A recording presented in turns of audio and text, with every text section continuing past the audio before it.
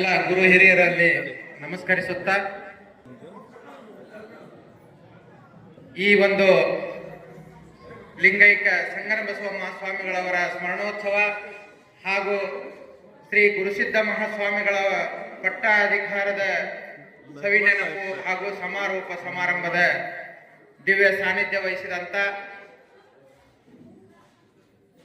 ಶ್ರೀ ಗುರುಸಿದ್ಧ ಮಹಾಸ್ವಾಮಿಗಳೇ ಭಕ್ತಿಪೂರ್ವಕ ನಮಸ್ಕಾರಗಳನ್ನು ಅರ್ಪಿಸುತ್ತಾ ಹಾಗೂ ಬೆಳ್ಳಟ್ಟಿ ಪರಮ ಪೂಜ್ಯರ ಪಾದಗಳಿಗೆ ಭಕ್ತಿಪೂರ್ವಕ ನಮಸ್ಕಾರಗಳನ್ನು ಅರ್ಪಿಸುತ್ತಾ ಹಾಗೂ ಹಂಸಭಾವಿ ಪರಮ ಪೂಜ್ಯರ ಪಾದಗಳಿಗೆ ಕೂಡ ಭಕ್ತಿಪೂರ್ವಕ ನಮಸ್ಕಾರಗಳನ್ನು ಸಲ್ಲಿಸುತ್ತಾ ಹಾಗೂ ನಮ್ಮ ಹತ್ತಿಮತ್ತೂರಿನ ಶ್ರೀ ಚನ್ನಬಸವ ಮಹಾಸ್ವಾಮಿಗಳು ದೊಡ್ಡಣಸಿ ಮಠ ಸವಣೂರು ಅವರ ಪಾದಗಳಿಗೂ ಕೂಡ ನಾನು ಭಕ್ತಿಪೂರ್ವಕ ಆಗಿರತಕ್ಕಂಥ ಗುರುಸಿದ್ಧ ಮಹಾಸ್ವಾಮಿಗಳಿಗೆ ಪರಮೇಶಪ್ಪ ಶಿವದೇವರು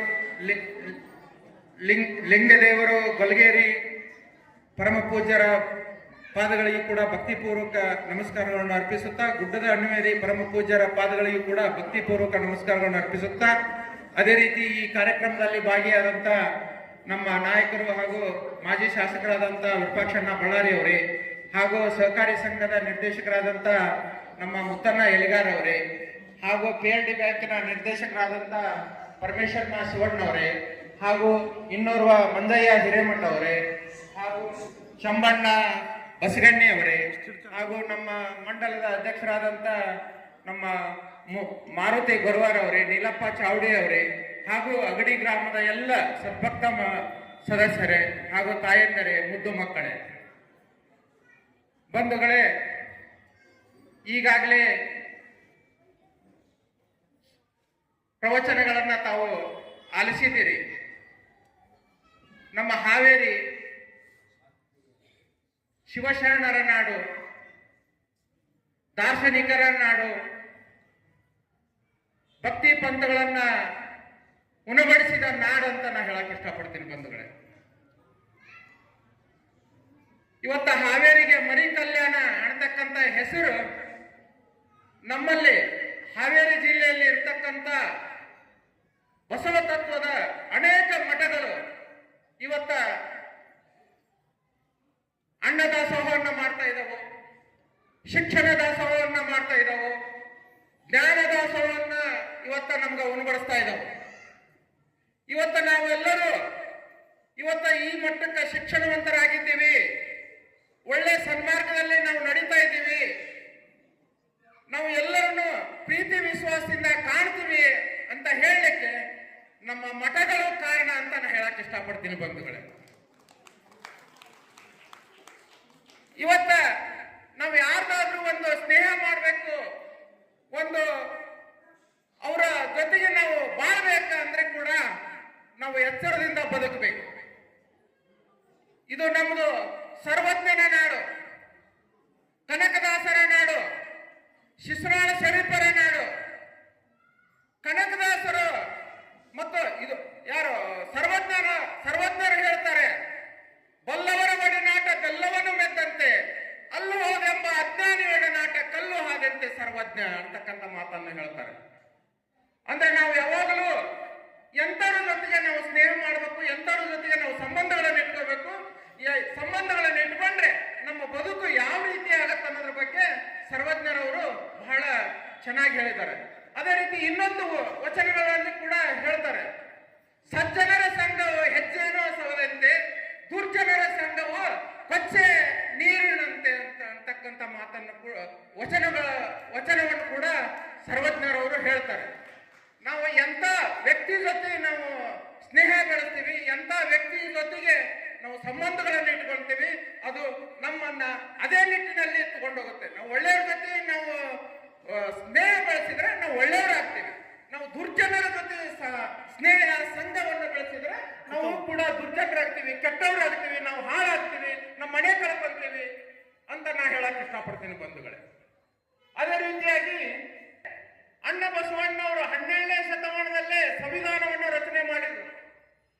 ಅವರು ಒಂದು ವಚನದಲ್ಲಿ ಕೂಡ ಇವತ್ತಿನ ಕಾನೂನುಗಳು ಏನಿದೆ CRPCಯಲ್ಲಿ ಬರ್ತಕ್ಕಂಥ ಒಂದೊಂದು ಕೂಡ ಏನ್ ಹೇಳುತ್ತ ಅನ್ನೋದನ್ನ ಅವತ್ತು 12ನೇ ಶತಮಾನದಾಗ ಹೇಳಿದ್ದಾರೆ. ಕಳಬೇಡ, ಇವತ್ತು ಕಳುವು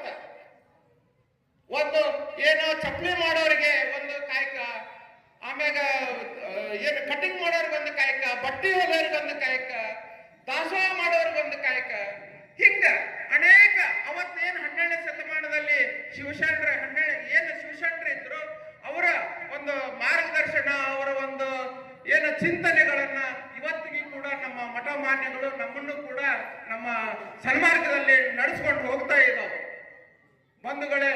ಹಾಗಾಗಿ ನಾವು ಕೂಡ ಇವತ್ತ ನಾವು ಬದುಕಬೇಕಾದ್ರೆ ಕೂಡ ಏನು ನಮ್ಮ ಹಿರಿಯರು, ನಮ್ಮ ಭಾರತೀಯ ಸಂಸ್ಕೃತಿ ಎಂತದಂದ್ರೆ, ನಾವು ಇವತ್ತು ಹಸ್ತವ್ರಿಗೆ ಅನ್ನ ಹಾಕ್ತೀವಿ, ನೀರಡಿಕೆ ಆದವ್ರಿಗೆ ನೀರು ಕೊಡ್ತೀವಿ.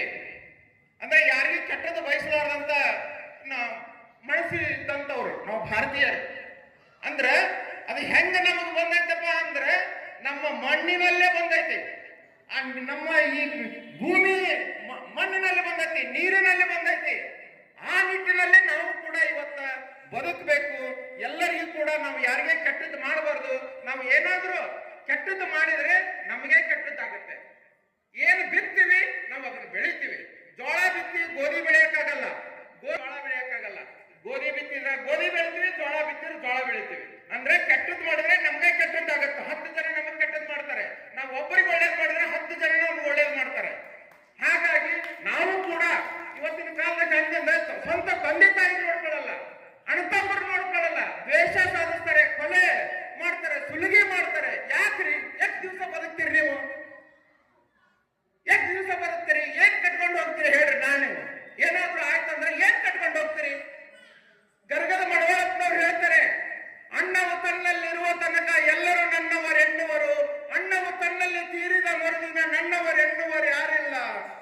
ಮಡದಿ ಮಾಡುವನು ಕಡು ಪ್ರೇಮವನು, ಉಂಡುಡುವುದು ಇರುವ ತನಕ, ಉಂಡುಡುವುದು ಇಲ್ಲದಿದ್ದ ಕಾಲಕ್ಕೆ ಕಡದಾಡಿ ಬರುವಳು ಬಾಗಿಲಿಗೆ. ದುಡ್ಡು ಮಾಡುವರು ದುಡ್ಡಿನ ಬಡ್ಡಿ ದೊಡ್ಡವನ ಮುಪ್ಪ ಎನ್ನುವರು, ದುಡ್ಡೆಲ್ಲ ತೀರಿ ಗಡ್ಡ ಬೆಳೆದ ಕಾಲಕ್ಕೆ ದೊಡ್ಡ ಸುಳೆ ಮಗ ಎನ್ನುವರು. ಹಿಂಗ ಅನೇಕ ದಾರ್ಶನಿಕರು ನಮ್ಗ ಹೇಳಿಕೊಟ್ಟಿದ್ದಾರೆ, ಅನೇಕ ಶಿಶುನಾಳ ಸರಿಪರು ಹೇಳಿದ್ದಾರೆ. ಏನಂತ ಹೇಳಿದ್ದಾರೆ? ಒಳಿತು ಮಾಡು ಮನುಷ್ಯ ನೀ ಇರುವುದು 3 ದಿವಸ ಅಂತಕ್ಕಂಥ ಮಾತು ಹೇಳಿದ್ದಾರೆ. ಇವರು ಕನಕದಾಸರು ಏನ್ ಹೇಳಿದ್ದಾರೆ? ಎಲ್ಲರೂ ಒಂದೇ ಅಪ್ಪ, ಕುಲ ಎಂದು ಹೊಡೆದಾಡಿದರೆ ಕುಲದ ಮಹಿಮೆಯನ್ನು ಬಲ್ಲಿರ ಅಂತಕ್ಕಂಥ ಮಾತನ್ನು ಹೇಳಿದ್ದಾರೆ. ನಾವು ಇಲ್ಲಿ ಹೊಡೆದಾಡ್ತಾ ಇದ್ದೀವಿ, ಅದನ್ನೆಲ್ಲ ಬಿಡ್ಬೇಕು. ನಾವೆಲ್ಲರೂ ಪ್ರೀತಿ ವಿಶ್ವಾಸದಿಂದ ಬದುಕಬೇಕು. ಮೊದಲನೇದಾಗಿ ನಾನು ವಿದ್ಯಾರ್ಥಿಗಳಿಗೆ ಹೇಳೋದಂದ್ರೆ, ಮೊದಲು ನೀವು ಶಾಲೆಗೆ ಹೋಗ್ಬೇಕಾದ್ರೆ ತಂದೆ ತಾಯಿಗಳ ಪಾದಗಳಿಗೆ ನಮಸ್ಕಾರ ಮಾಡ್ಕೊಂಡು ಶಾಲೆಗೆ ಹೋಗ್ಬೇಕು. ತಂದೆ ತಾಯಿನ ದೇವರು.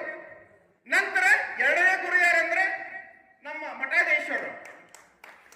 ತಂದೆ ತಾಯಿಗಳಿಗೆ ಯಾರು ಗೌರವ ಕೊಡ್ತಾರೆ, ಅಣ್ಣತಮ್ಮರಿಗೆ ಯಾರು ಗೌರವ ಕೊಡ್ತಾರೆ, ಅವರು ಉನ್ನತ ಸ್ಥಾನಕ್ಕೆ ಹೋಗ್ತಾರೆ. ಯಾರು ಗೌರವ ಕೊಡಲ್ಲ ಅವರು ಪೂರಾ ಕೆಳಮಟ್ಟಕ್ಕೆ ಹೋಗ್ತಾರೆ ಅಂತ ನಾ ಹೇಳಿ, ಈ ಸಂದರ್ಭದಲ್ಲಿ ನನಗೆ ಮಾತಾಡಲಿಕ್ಕೆ ಅವಕಾಶ ಮಾಡಿಕೊಟ್ಟಂತ ಎಲ್ಲ ಅಗಡಿ ಗ್ರಾಮದ ಗುರು ಹಿರಿಯರಿಗೆ ಹಾಗೂ ಎಲ್ಲ ಪರಮ ಪೂಜ್ಯರಿಗೆ ಹಾಗೂ ಎಲ್ಲ ನಮ್ಮ ಪಕ್ಷದ ಹಿರಿಯರಿಗೆ ವಂಚಿ ನನ್ನ ಮಾತನ್ನ ಮುಗಿಸುತ್ತೇನೆ. ಜೈ ಹಿಂದ್, ಜೈ ಕರ್ನಾಟಕ. ಕಳೆದು ಹೋಗುತ್ತಿರುವ ಮಾನವೀಯ ಮೌಲ್ಯಗಳ ಬಗ್ಗೆ